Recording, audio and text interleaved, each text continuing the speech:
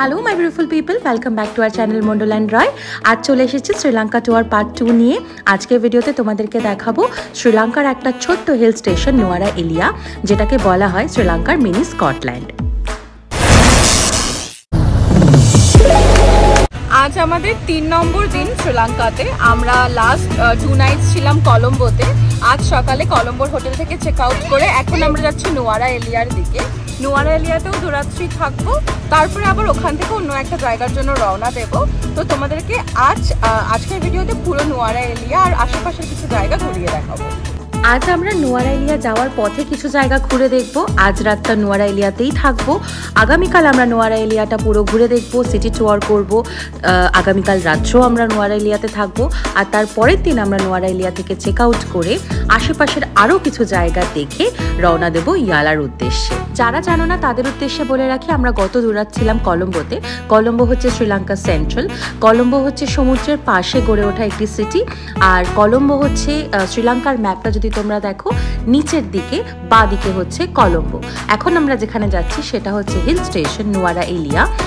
নোয়ারা এলিয়া হচ্ছে শ্রীলঙ্কার ম্যাপের ঠিক মাঝখানে একটি জায়গা। কলম্বো থেকে নোয়ারা এলিয়া যেতে সময় তো লাগে ঘন্টা 5, তবে রাস্তার মধ্যে যেহেতু আমরা কিছু কিছু জায়গা ঘুরবো, এক্সপ্লোর করব, তাই জন্য আমাদের যেতে অনেকটাই সময় লাগবে। তাও 7 ঘন্টা আমাদের সময় লেগে যাবে নোয়ারা এলিয়াতে হোটেলে গিয়ে চেক ইন করতে। অনেক সকালে বেরিয়েছি, ব্রেকফাস্ট করেই বেরিয়েছিলাম, তবে এখন দুপুর হয়ে গিয়েছে। তাই এই রাস্তার পাশে একটি দোকানে ঢুকে পড়লাম খাওয়ার জন্য। দোকানটিতে ঢুকে যেটা দেখলাম মজার, সেটা হচ্ছে ওরা নিজেরাই চাষ করে নিজেদের অর্গ্যানিক সবজি দিয়ে কিন্তু প্রত্যেকটা রান্না করে। আমরা যেরকম দার্জিলিং বা সিকিম যাওয়ার পথে রাস্তার দুপাশে ছোট ছোট ঝর্ণা দেখতে পাই, নোয়ারা এলিয়া যাওয়ার পথেও কিন্তু রাস্তার দুপাশে এরকম ছোট ছোট ঝর্ণা পড়ে, যেগুলোর প্রাকৃতিক সৌন্দর্য কিন্তু অপরূপ। আমাদের আজ আইটিনারিতে প্রথম যে জায়গাটি রয়েছে সেটা হচ্ছে হনুমান টেম্পল রামবোরা। আমরা এখন সেখানেই প্রথমে যাব, তারপরে ওখান থেকে বেরিয়ে বাকি জায়গাগুলি। সময় বিকেল 4:30। এখন আমরা হনুমান টেম্পলে এসেছি। এখান থেকে আমরা যাব টি প্ল্যান্টেশন। কথিত আছে শ্রী হনুমান যখন মা সীতার কাছে এসেছিলেন লঙ্কাতে, তখন এই মন্দিরটিতেই তিনি বিশ্রাম নিয়েছিলেন। মন্দিরটি বেশ উঁচুতে। মন্দিরটি যাওয়ার জন্য অনেকটাই উপরে যেতে হয়। উপরে যাওয়ার পর নিচের দিকে তাকালে কিন্তু দেখা যায় এই অপরূপ দৃশ্য। এই যে নিচে নদীটি দেখা যাচ্ছে, এটি হচ্ছে কুটমালি নদী। গাড়ি থেকে পার্কিংয়ে নামিয়ে দেওয়ার পরে এরকমই একটি রাস্তা দিয়ে উপরের দিকে যেতে হয়। উপরের দিকে যাওয়ার পরে মন্দির প্রাঙ্গণে পৌঁছানোর পরে কিছু সিঁড়ি, সেই সিঁড়িগুলো দিয়ে উপরে উঠলেই পরে মন্দির। মন্দিরের ভেতরে ভিডিও করা অ্যালাউড না। আর মন্দিরের সামনে রয়েছে এরকম অনেকটা জায়গা। তবে একটি কথা, মন্দিরটিতে কিন্তু ছোট কোনো জামা কাপড় পরে যাওয়া অ্যালাউড না। মন্দিরটিতে যেতে গেলে কিন্তু এরকম কোনো জামা কাপড় পরতে হবে যেটা পা অবধি, মানে পায়ের পাতা অবধি ঢাকা থাকবে। যদি তুমি কোনো এরকম জামা পরে যাও যেটি পা অবধি ঢাকা না, ওখানেই বাইরে ছেলেদের জন্য ধুতি এবং মেয়েদের জন্য কাপড় অ্যাভেলেবেল থাকে, যেগুলি নিয়ে জড়িয়ে নিয়ে পা ঢেকে তোমরা মন্দিরে ঢুকতে পারো। দর্শনের সময় হচ্ছে সকাল 7টা থেকে 12:45 আর বিকেলবেলায় 3:30 থেকে 6:30। ভিতরে রয়েছে একটি ভারী সুন্দর শ্রী হনুমানের মূর্তি। এবার শ্রী হনুমানের দর্শনের পরে আমরা যাব রামবোরা ওয়াটারফল। রামবোরা ওয়াটারফল যেতে সময় লাগবে ওই মিনিট 10 হাতে গোনে, খুব একটা বেশি দূরে নয়।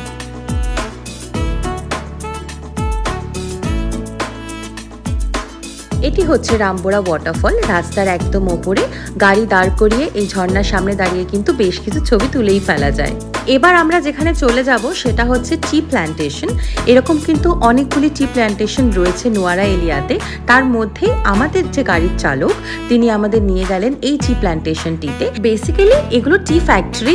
পাশে টি স্টেটস আছে, সেখান থেকে পাতা তুলে এনে কি করে চা পাতা তৈরি করা হয় সেগুলি এই কারখানাগুলিতে দেখানো হয়।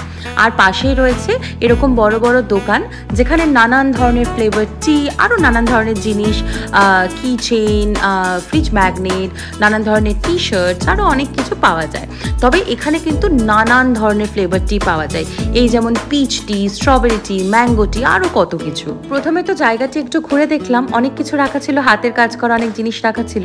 ভেবেছিলাম যে চা পাতা কিনবো, তবে দরদাম করতে গিয়ে দেখলাম দামটা বড্ড বেশি, একদম আকাশ ছোঁয়া। তাই ভাবলাম ঠিক আছে, চা পাতা কিনবো না এখান থেকে, তবে একটু চা টেস্ট অবশ্যই করব। মিস্টার রয় নর্মাল দুধ চা অর্ডার করলো, আমি করলাম স্ট্রবেরি টি, শ্রেয়া করলো ম্যাঙ্গো টি, আর সৌমাল্যদা করলো জিঞ্জার টি। এর মধ্যে সব থেকে ভালো খেতে যেটা ছিল সেটা হচ্ছে ম্যাঙ্গো টি, তবে স্ট্রবেরি টিটাও কিন্তু খারাপ ছিল না। এইবার আমরা আমাদের হোটেলের উদ্দেশ্যে রওনা দেব। অন্ধকার নেমে গিয়েছে, তাই এবার হোটেলে পৌঁছতে হবে। হোটেলে পৌঁছে গেছি। হোটেল যখন পৌঁছলাম তখন ঝিরিঝিরি বৃষ্টি পড়ছে। চলো তোমাদেরকে ঘুরিয়ে দেখাই আমাদের আগামী দুরাত্রির ঠিকানা।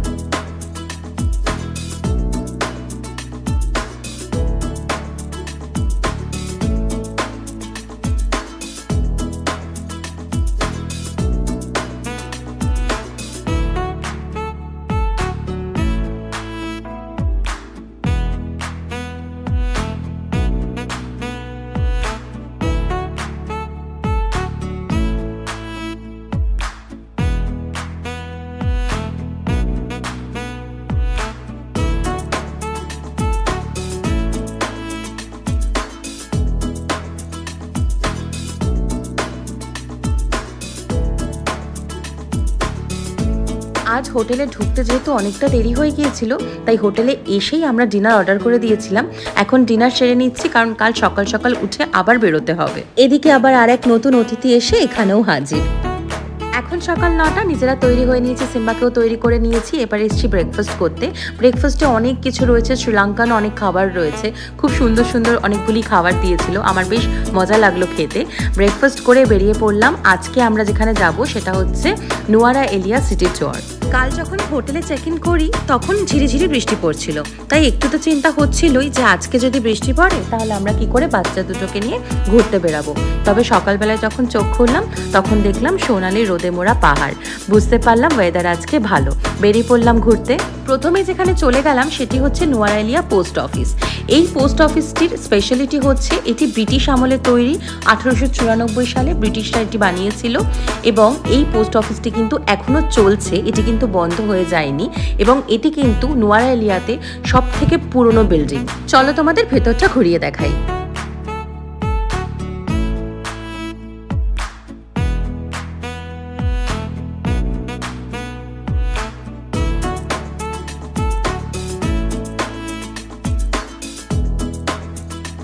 এরপরে আমরা এখান থেকে সোজা চলে যাব ভিক্টোরিয়া পার্কে। ভিক্টোরিয়া পার্ক পৌঁছাতে আমাদের সময় লাগবে মিনিট 10। ভিক্টোরিয়া পার্ক আমরা চলে এসেছি। এখানে টিকিট হচ্ছে ফরেন অ্যাডাল্টসের 600 টাকা করে, মানে 600 LKR। আমরা 4 জন টিকিট কেটে নিলাম। এই পার্কটির স্পেশালিটি হচ্ছে এই পার্কটি 27 একর জমির ওপর তৈরি এবং এই পার্কটি তৈরি হয়েছিল 1897 সালে। অনেক বড় পার্ক এবং খুব সুন্দরভাবে মেনটেন্ড, একেবারে ওয়েল মেনটেন্ড। খুব পরিষ্কার পরিচ্ছন্নভাবে পার্কটিকে সাজিয়ে গুছিয়ে রেখেছে। আমরা যতক্ষণ ছিলাম ততক্ষণে দেখতে পেলাম বারে বার কিন্তু ওরা পার্কটি পরিষ্কার করছে। কোথাও যদি কেউ ভুল করে একটু নোংরা ফেলে দিচ্ছে, ওরা সাথে সাথে এসে সেই জায়গাটি পরিষ্কার করে দিচ্ছে। চলো তোমাদের পার্কটা একটু ঘুরিয়ে দেখাই।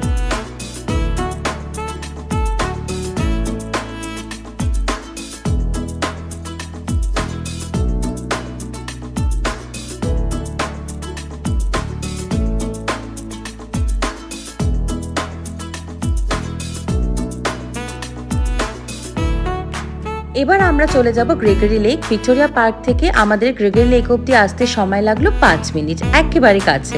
এটি 1874 সালে তৈরি 91 হেক্টরের একটি লেক। ব্রিটিশ গভর্নর স্যার উইলিয়াম গ্রেগরির নামে কিন্তু এই লেকটির নামকরণ করা হয়েছিল তখন। ভীষণ বড় একটি লেক, শুরু থেকে শেষ অবধি দেখা যায় না। হাঁটতে শুরু করলে যে কখন লেকটি আমরা শেষ করতে পারবো তাও জানি না। আর এই লেকটিতে কিন্তু নানান ধরনের ওয়াটার অ্যাক্টিভিটিসও করানো হয়। আমরা ছোট বাচ্চা নিয়ে গেছি, ওয়াটার অ্যাক্টিভিটিস করবো না ঠিকই করে রেখেছিলাম, তবে শ্রেয়া হঠাৎ করে বললো যে ও একটা অ্যাক্টিভিটি করবে। মনের আমার কোনায় যদি কোথাও কোনো ইচ্ছা ছিল অ্যাক্টিভিটি করার, এটি দেখার পরে আর সেটুকুও বেঁচে থাকলো না। কি মারাত্মক ভয়ঙ্কর ভাবে অ্যাক্টিভিটিটা করাচ্ছিল, আমি কিন্তু দেখে দারুণ ভয় পেয়েছি। তবে শ্রেয়া ভারী মজা পেয়েছে, ওর নাকি ভারী ইচ্ছা ছিল এই অ্যাক্টিভিটিটা করার, তাইও এটি করলো। এবার আমরা গ্রেগরি লেক থেকে কিন্তু বেরিয়ে পড়বো। আমাদের কিন্তু এখনো বেশ কয়েকটা জায়গা ঘোরা বাকি আছে। আমরা যেদিন শ্রীলঙ্কা এসে পৌঁছেছিলাম সেদিনই আমাদের গাড়ি চালক দাদাকে বলে দিয়েছিলাম আমরা শ্রীলঙ্কার লোকাল খাবার এক্সপ্লোর করব। লোকালি যে খাবারগুলো খুব পপুলার সেই খাবারগুলো আমরা টেস্ট করব বলেছিলাম। তাই আমরা আজকে টেস্ট করছি রাইস অ্যান্ড চিকেন কারি। শ্রীলঙ্কার দুটো খাবার কিন্তু ভীষণ পপুলার, একটা হচ্ছে রাইস চিকেন কারি আর একটা হচ্ছে কট্টু। কট্টু আমরা অলরেডি ট্রাই করেছি, আজ আমরা ট্রাই করলাম রাইস চিকেন কারি, একেবারে লোকাল একটি দোকান থেকে। খেতে কিন্তু অসম্ভব ভালো ছিল, একেবারে 10-এ 10।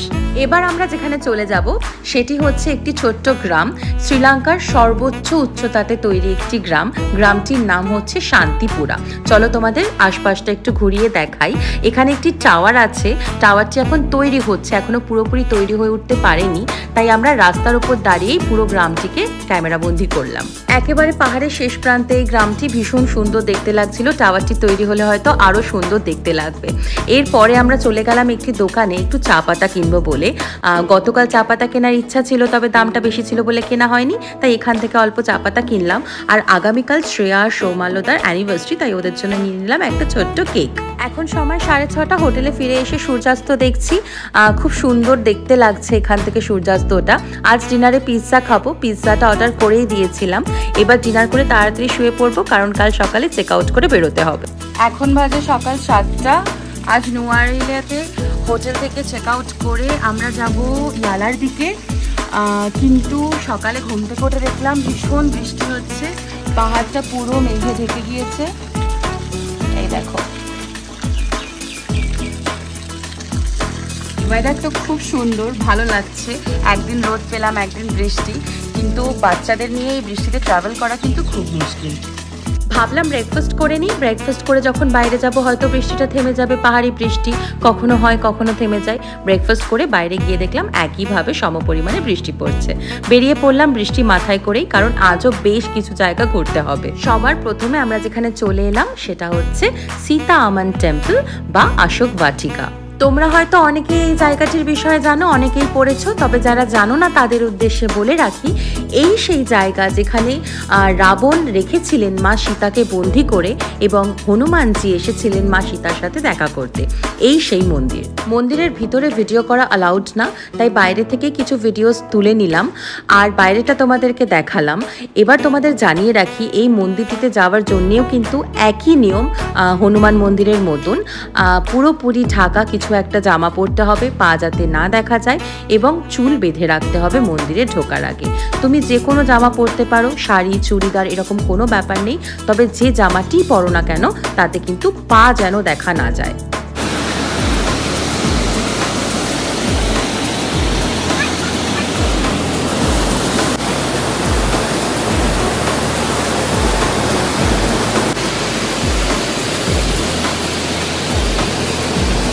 যে পায়ের ছাপটা তোমরা দেখতে পেলে, কথিত আছে এটি শ্রী হনুমানজির পায়ের ছাপ।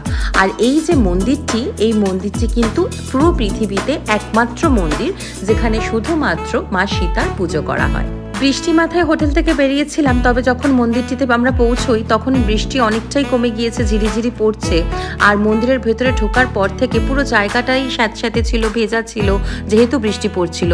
তবে মন্দিরের ভেতরে ঢোকার পর থেকে কিন্তু আমাদের কোনো সমস্যা হয়নি, আর একটা অদ্ভুত মানসিক শান্তি কিন্তু আমরা অনুভব করেছিলাম মন্দিরটির ভিতরে ঢোকার পর। এবার আমরা সীতা আমান টেম্পল থেকে বেরিয়ে সোজা চলে এলাম এল্লাতে। আমরা প্রথমে লাঞ্চ করব, তারপরে আমরা যাব নেক্সট যেখানে ঘুরতে যাওয়ার সেখানে। আজকের লাঞ্চ আমাদের খাওয়াচ্ছে শ্রেয়া আর সৌমাল্যদা। বেসিক্যালি ওরা ওদের অ্যানিভার্সারি ট্রিট দিচ্ছে আজ আমাদের। তোমাদের আগেই জানিয়েছি আজ ওদের অ্যানিভার্সারি। আমরা অর্ডার করে দিলাম একটি জ্যাক বার্গার, আর অর্ডার করলাম ডেভিল চিকেন, আর এদিকে অর্ডার করে দেওয়া হলো টস্ট চিকেন। আর শ্রেয়া নিয়ে নিল ফ্রেশ লাইম জুস, আর অভিক নিয়ে নিল একটি ফ্যান্টা। এইবার কেকটা কেটে ফেলা হবে। শ্রেয়া সৌমাল্যদার 3য় বিবাহ বার্ষিকী, ওদেরকে অনেক শুভেচ্ছা আগামী জীবনের জন্য। আমরা যে কেকটি এনেছিলাম রেস্টুরেন্ট থেকে, সেই কেকটিকেই ওরা সুন্দর করে সাজিয়ে দিল। Happy anniversary! কেক কাটা হয়ে গেল, এবার আমরা লাঞ্চটা সেরে ফেলবো ঝটফট। লাঞ্চটা সারার পরে আমরা আমাদের আগামী গন্তব্যের দিকে রওনা দেব, কারণ সেখান থেকে আমাদেরকে যেতে হবে ইয়ালা কিন্তু অনেকটা দূর। লাঞ্চ সেরে আমরা চলে এসেছি আমাদের আগামী গন্তব্যে 9 আর্চ ব্রিজ। এই ব্রিজটি যাওয়ার জন্য গাড়ি থেকে নেমে অটোতে করে বা পায়ে হেঁটে বেশ কিছুটা রাস্তা, প্রায় 2 কিলোমিটার আসতে হয়। অটোতে LKR নেয় 1500 টাকা করে যাওয়া আসা মিলিয়ে, মানে নিয়ে আসবে এবং নিয়ে যাবে। যেখানে অটো থেকে নামার পরেও কিন্তু বেশ কিছুটা রাস্তা ট্রেক করে, মানে পায়ে হেঁটে যেতে হয় প্রায় 1 কিলোমিটার।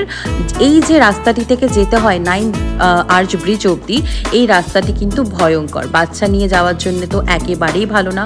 তোমরা হয়তো দেখতেই পাচ্ছ আমরা যখন গিয়েছিলাম বৃষ্টি হয়েছে, মানে রাস্তার অবস্থা আরও খারাপ। আমি কিন্তু কাউকে এই জায়গাটিতে যাওয়ার জন্য সাজেস্ট করব না, কারণ যতটা আমরা ইনস্টাগ্রামে বা যে কোনো ভিডিওসে দেখতে পাই এই জায়গাটিকে যতটা সুন্দর করে দেখানো হয় বা বলা হয়, এই জায়গাটিতে কিন্তু তেমন কিছুই নেই যাওয়ার মতো এবং যথেষ্ট রিস্কি যাওয়ার জন্যে। এই জায়গাটিতে কিন্তু যখন তখন যে কোনো দুর্ঘটনা ঘটতে পারে, আর যদি বৃষ্টির মরশুম হয় তাহলে কিন্তু একদম যখন তখন দুর্ঘটনা ঘটতে পারে। বেসিক্যালি এটি একটি রেলওয়ে ব্রিজ, যেখানে দিনে হাতে গোনা কিছুবার ট্রেন আসে। সকলে এখানে ওই ট্রেনটি দেখার জন্যেই আসে এবং এই ব্রিজটি দেখার জন্যে।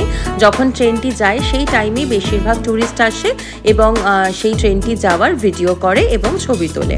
আমি জানি না কেন, কারণ আমার এমন কিছু সুন্দর লাগেনি জায়গাটি, আর এতটা রিস্ক নিয়ে যাওয়ার জন্য আমার কিন্তু এমন কিছু আহামরি জায়গাটি সুন্দর লাগেনি।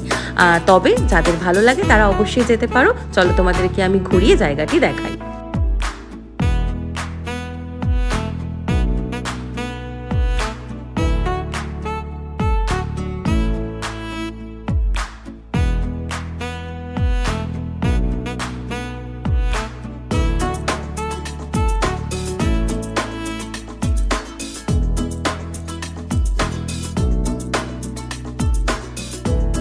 এইবার আমাদের নেক্সট ডেস্টিনেশন হচ্ছে রাবণা ওয়াটারফল। কথিত আছে রাবণ যখন মা সীতাকে অপহরণ করেছিল, এই ওয়াটারফলটির পিছনেই কিন্তু তাকে লুকিয়ে রেখেছিল। 82 ফিটের একটি ওয়াটারফল, তার মানে তোমরা বুঝতেই পারছো ওয়াটারফলটি কতটা বড়। ভীষণ বড় একটি ওয়াটারফল, ওপর থেকে নিচ অব্দি তাকিয়ে দেখা যায় না, এতটা বড় এবং অপরূপ সুন্দর। রাবণা ওয়াটারফলস আজকের দিনের আমাদের লাস্ট ডেস্টিনেশন। এরপরে আমরা এখান থেকে সোজা চলে যাব ইয়ালা, আর আগামীকাল আমরা যাব ইয়ালা ন্যাশনাল পার্ক সাফারিতে। সেটা তোমাদের সাথে ভাগ করে নেব আগামী ভিডিওতে। আজকের ভিডিও তাহলে এখানেই শেষ করছি। ভিডিওটা কেমন লাগলো আমাকে কিন্তু অবশ্যই কমেন্ট করে জানিও।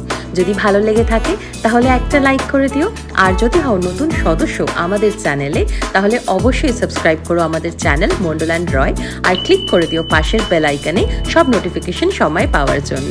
আজকের মতো বিদায় নিচ্ছি, আবার দেখা হচ্ছে খুব শিগগিরই আরও অনেক নতুন নতুন ভিডিওস নিয়ে।